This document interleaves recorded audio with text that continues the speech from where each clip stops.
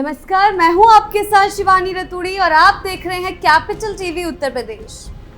धर्मांतरण का मुद्दा एक बार फिर देश भर में चर्चा का केंद्र बना हुआ है। गरीब, दलित और कमजोर वर्ग के लोगों को बहला फुसलाकर पैसों और झूठे वादों का लालच देकर उनके धर्म को जबरन बदलवाया जा रहा है।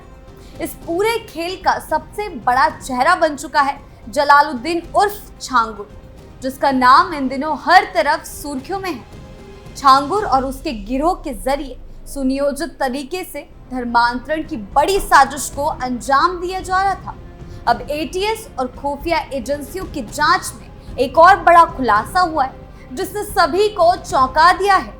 किसी का जबरदस्ती धर्म परिवर्तन कराना सबसे बड़ी बात है और इससे इंसान की रूह कांप जाती है।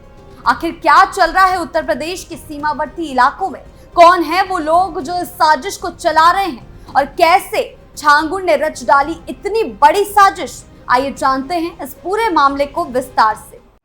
छांगुर के काले कारनामों का खुलासा, धर्मांतरण जैसे संवेदनशील और राष्ट्र की एकता पर सवाल खड़े करने वाले गंभीर मुद्दे को लेकर एक बार फिर पूरे देश की नजर उत्तर प्रदेश और नेपाल सीमा पर टिक गई है।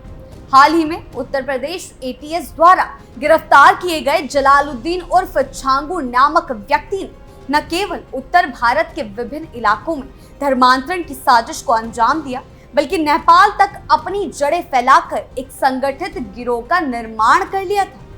पिछले 15 वर्षों से वह इस गुप्त योजना पर काम कर रहा था, जिसका मकसद साफ था: भारत की क्षेत्रीय जनसंख्या संरचना को प्रभावित करना और हिंदू आबादी को घटाकर मुस्लिम आबादी को बढ़ावा देना।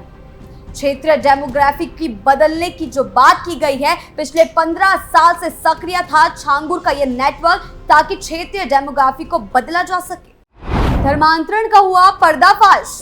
छांगुर ने अपनी साजिश को अंजाम देने के लिए धर्मांतरण को हथियार बनाया। उसने न सिर्फ अवैध मदरसों की फंडिंग की, बल्कि गरीब, दलित और वंचित वर्ग के लोगों को पैसों का लालच देकर या भावनात्मक रूप से प्रभावित कर जबरन धर्मांतरण के जाल में फंसा दिया। सूत्रों की माने तो छांगुर के नेटवर्क ने अब तक 1500 से अधिक हिंदू युवतियों और महिलाओं को निशाना बनाया, जिनका न केवल धर्म परिवर्तन कराया गया, बल्कि उन्हें मुस्लिम युवकों से निकाह करने के लिए भी मजबूर भी किया गया। उसके बाद एक खुलासे हो रहे हैं छांगुर के खिलाफ। उससे ये तो साफ है कि छांगुर एक बहुत बड़े नेटवर्क को चला रहा था, जिसका मकसद था क्षेत्रीय डेमोग्राफी को बदलना। और साथ ही पिछले दिनों ये भी सामने आया था कि छांगुर से भी बड़ा एक और छांगुर उनके ऊपर है, यानी कि कोई बड़ा छांगुर से ऊपर इस नेटवर्क को चला रहा है। छांगुर सिर्फ एक मोहरा है। जैसे जैसे एटीएस और अन्य खुफिया एजेंसियों की जांच गहराई में जा रही है, वैसे वैसे छांगुर की करतूतों के और भी चौंकाने वाले पहलू सामने आ रहे हैं। पूछताछ में पता चला है कि छांगुर के सिंडिकेट में 3000 से 4000 लोग जुड़े हुए थे, जो अलग अलग जिलों में काम कर रहे थे। इनमें से कई लोग धार्मिक प्रचारकों के रूप में छिपे हुए थे। ये लोग अपने अपने इलाकों में टारगेट तय करते थे। गरीब परिवार, दलित समुदाय, विधवाएं, अकेली लड़कियां और आर्थिक रूप से कमजोर परिवार को ये निशाना बनाते थे। इन्हें पहले सहायता देने के बहाने से जोड़ा जाता था और फिर धीरे धीरे धार्मिक मान्यताओं के नाम पर मानसिक रूप से प्रभावित किया जाता। योगी आदित्यनाथ ने भी लगातार ऐसे लोगों पर शिकंजा कसने को कहा है और सीधे तौर पर सरेआम वार्निंग दी है ऐसे लोगों को जो जबरन धर्म परिवर्तन करवाते हैं, और उन पर कड़े से कड़ा एक्शन लिया जाएगा, ये भी योगी आदित्यनाथ ने ऐलान किया है। छांगुर का नेटवर्क सिर्फ भारत में ही सीमित नहीं था। जांच में सामने आया है कि नेपाल में भी उसका एक पूरा गिरोह सक्रिय था, जिसमें दर्जनों लोग उसकी गतिविधियों को अंजाम दे रहे थे। यानी गरीब और दलित परिवार की लड़कियों को फंसाकर पैसों का लालच देकर उनको जबरन मुस्लिमों में कन्वर्ट किया जा रहा था। नेपाल सीमा के करीब बसे इलाकों में अवैध मदरसों और इस्लामिक संगठनों को छांगुर द्वारा मोटी फंडिंग दी जा रही थी। नेपाल की बात करें तो वहां पर भी सीमावर्ती इलाकों में बड़ी संख्या में धर्मांतरण की घटनाएं सामने आई हैं। एजेंसियों का दावा है कि छांगुर के गिरोह के स्लीपर सेल आज भी नेपाल में सक्रिय हैं और वहां छिपे हुए एजेंडे के तहत काम कर रहे हैं, यहाँ की वहां के हिंदू लोगों को मुस्लिम में कन्वर्ट कर रहे हैं, उनका धर्म परिवर्तन कर रहे हैं।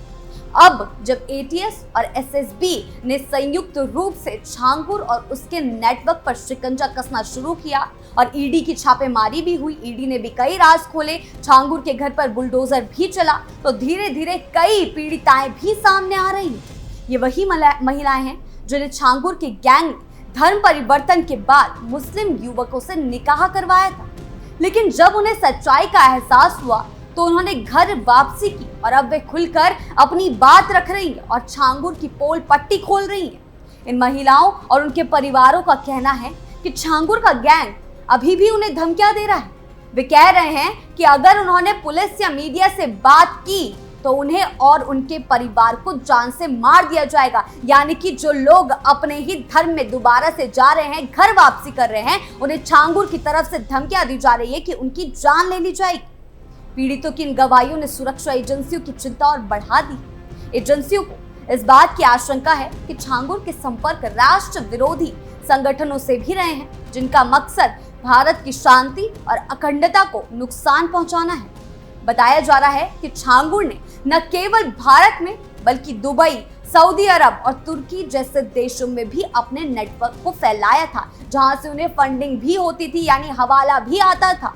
वहां की कुछ संदिग्ध संस्थाओं से उसके संपर्क रहे हैं, जो भारत में सामाजिक और सांस्कृतिक विभाजन को बढ़ावा देने में लगे हुए हैं, और ये वही संस्थाएं हैं जिन पर पहले भी भारत विरोधी गतिविधियों को समर्थन देने का आरोप लग चुका है। छांगुर की जांच से जुड़े एक वरिष्ठ अधिकारी का भी कहना है कि ये सिर्फ धर्मांतरण का मामला नहीं है, ये एक बहुत ही योजनाबद्ध और लंबी रणनीति के तहत भारत की सामाजिक संरचना को बिगाड़ने की कोशिश है।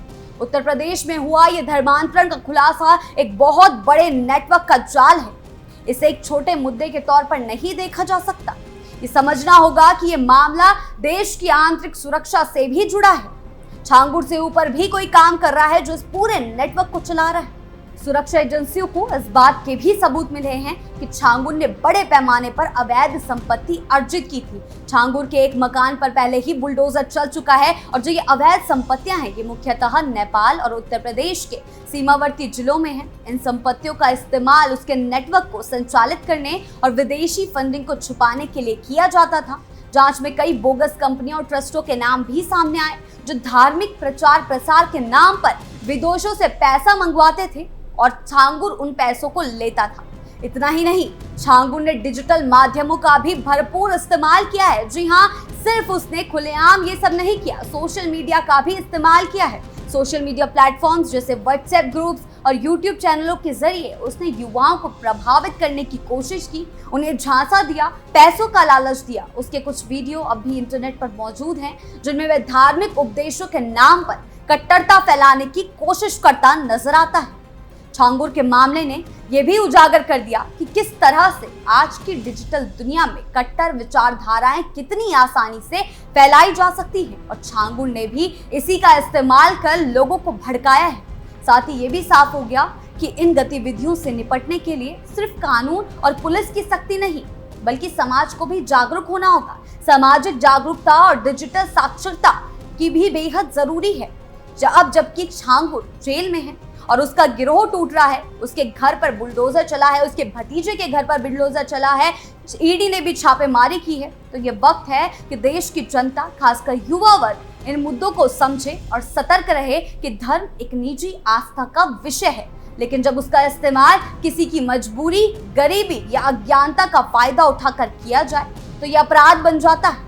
छांगुर जैसे लोगों ने धर्म के नाम पर नफरत और फूट की दीवार खड़ी की है, जिसे अब गिराने का समय आ चुका है, और सरकार और प्रशासन वही कर रहा है।